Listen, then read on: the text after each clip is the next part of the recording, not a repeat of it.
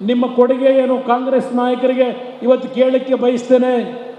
ನಿನ್ನೆ ದಿನ ನಾನು ಶ್ರೀರಂಗಪಟ್ಟಣದ ಕೆಲವು ಹಳ್ಳಿಗಳಲ್ಲಿ ಹೋದಾಗ ಯಾವೊಂದು ಪುಟ್ಟಣ್ಣಯ್ಯನವರ ಏನು ಒಂದು ಸಮಾಧಿಯ ಸ್ಥಳಕ್ಕೆ ಅಂತ್ಯಕ್ರಿಯೆ ಆದಂಥ ಸಮಾಧಿಯ ಸ್ಥಳಕ್ಕೆ ಕ್ಯಾತನಹಳ್ಳಿಗೆ ಹೋಗಿ ಅವರ ಸಮಾಧಿಗೆ ನಾನು ಗೌರವವನ್ನು ಸಲ್ಲಿಸಿ ಬರ್ತಕ್ಕಂಥ ಸಂದರ್ಭದಲ್ಲಿ ನಿನ್ನೆ ಸಾಯಂಕಾಲ ನೋಡಿದೆ, ಹೊಲಗಳಲ್ಲಿ ಕಬ್ಬು ಒಣಗಿ ನಿಂತಿದೆ. ಯಾವ ಕಾರಣಕ್ಕೆ ಇವತ್ತು ಈ ಒಂದು ಮಂಡ್ಯ ಜಿಲ್ಲೆ ಸಕ್ಕರೆಯ ನಾಡು ಅಂತಕ್ಕಂಥ ಈ ನಾಡಿನ ಭೂಮಿಯಲ್ಲಿ ಕಬ್ಬು ಒಣಗಲಿಕ್ಕೆ ಯಾರು ಕಾರಣಕರ್ತರು? ಸಿದ್ದರಾಮಯ್ಯನವರೇ, ಯಾರು ಕಾರಣಕರ್ತರು? ಶಿವಕುಮಾರ್ ಅವರೇ ಕೇಳಲಿಕ್ಕೆ ಬಯಸ್ತೇನೆ. ರಾತ್ರಿ ನಾನು KM ದೊಡ್ಡಿನಲ್ಲಿ ಹನುಮಂತ ನಗರದಲ್ಲಿ ಯಾವ ಜಿ ಮಾದೇಗೌಡರು ಕಾವೇರಿ ನೀರಿಗೋಸ್ಕರವಾಗಿ ಹೋರಾಟ ಮಾಡಿದರು. ಇವತ್ತು ಅವರಿಗೆ ಗೌರವವನ್ನು ಸಲ್ಲಿಸಲಿಕ್ಕೆ, ಅವರ ಸಮಾಧಿಗೆ ನಾನು ಗೌರವ ಸಲ್ಲಿಸಲಿಕ್ಕೆ ನೆನ್ನೆ ಹೋಗಿ ಮದ್ದೂರಿನ ರಸ್ತೆಯಲ್ಲಿ KM ದೊಡ್ಡಿಯಿಂದ ಮಳವಳ್ಳಿ ರಸ್ತೆಯಲ್ಲಿ ಮದ್ದೂರಿಗೆ ಬರಬೇಕಾದರೆ ಆ ಪ್ರಮುಖ ರಸ್ತೆಯಲ್ಲಿ ಕಬ್ಬಿನ ಗದ್ದೆಗಳು ಏನಾಗಿದ್ದಾವೆ? ಕೊನೆಯ ಟೈಲ್ಯಾಂಡ್ ಭಾಗಕ್ಕೆ ಇವತ್ತು ನೀರನ್ನು ಕೊಡಲಿಕ್ಕೆ ನಿಮಗೆ ಯೋಗ್ಯತೆ ಇಲ್ಲ. ಅದೇ ನೀರನ್ನು ತಮಿಳುನಾಡಿಗೆ ಹರಿಸ್ತಾ ಇದ್ದೀರಿ. ತಮಿಳು ಭಾಗಕ್ಕೆ ನೀರನ್ನು ಹರಿಸ್ತಾ ಇರಿ, ತಮಿಳುನಾಡಿಗೆ. ಇದು ನೀವು ಕೊಟ್ಟಿರ್ತಕ್ಕಂಥ ನಮ್ಮ ನೀರು, ನಮ್ಮ ಹಕ್ಕು. ಇದು ನೀವು ಕೊಟ್ಟಿರ್ತಕ್ಕಂಥದ್ದು ಮಂಡ್ಯ ಜಿಲ್ಲೆಯ ಜನತೆಗೆ ಕೊಡುಗೆ. ಹಲವಾರು ಭಾಗದಲ್ಲಿ ಇವತ್ತು ಕಬ್ಬು ಒಣಗಿ ನಿಂತಿದೆ.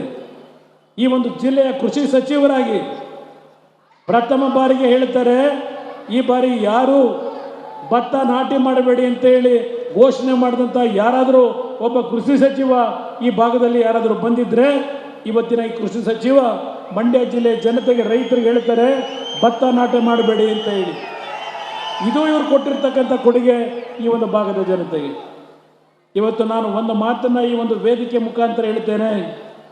ನನಗೆ ಇದು ದೇವರ ಸಭೆ, ನನಗೆ ದೇವರ ಸಭೆ. ಇವತ್ತು ನಾನು ಯಾವ ಕಾರಣಕ್ಕೋಸ್ಕರವಾಗಿ BJP ಜೊತೆ ಮೈತ್ರಿಯ ಸಂಬಂಧವನ್ನು ಬೆಳೆಸಿದ್ದೇನೆ, ದಯವಿಟ್ಟು ಈ ನಾಡಿನ ಜನತೆ, ಈ ಒಂದು ವೇದಿಕೆ ಮುಖಾಂತರ ನಾನು ಮನವಿ ಮಾಡ್ತೇನೆ ಈ ನಾಡಿನ ಜನತೆಗೆ. ಇವತ್ತು ನಾನು ವೈಯಕ್ತಿಕವಾದ ಸ್ಥಾನಮಾನಗಳಿಗೋಸ್ಕರವಾಗಿ BJP ಜೊತೆ ಈ ಒಂದು ಮೈತ್ರಿಯ ಸಂಬಂಧವನ್ನು ಬೆಳೆಸಿಲ್ಲ.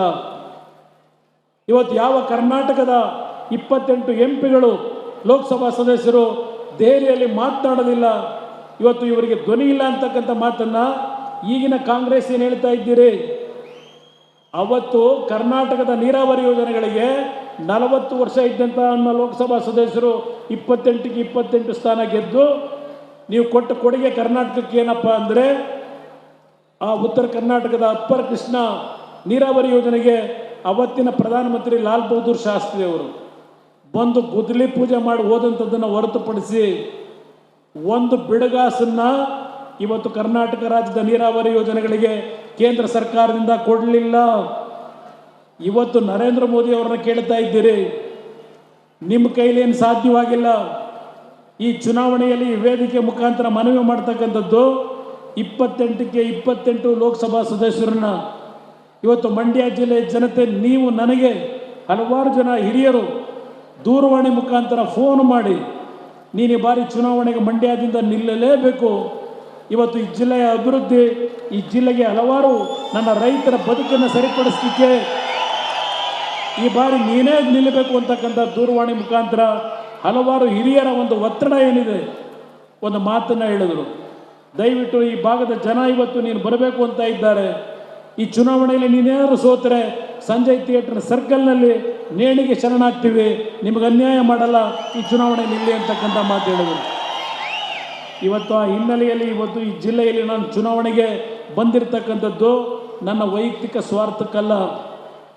ನನ್ನ ನಾಡಿನಿಗೆ ಆಗಿರ್ತಕ್ಕಂಥ ನೀರಾವರಿಯ ಯೋಜನೆಗಳಲ್ಲಿ ಅನ್ಯಾಯ ಸ್ವಾತಂತ್ರ್ಯ ಪೂರ್ವದಿಂದ ನಮ್ಮ ಈ ಭಾಗದ ಜನತೆ ಹೋರಾಟ ಮಾಡ್ತಾ ಇದ್ದೀನಿ.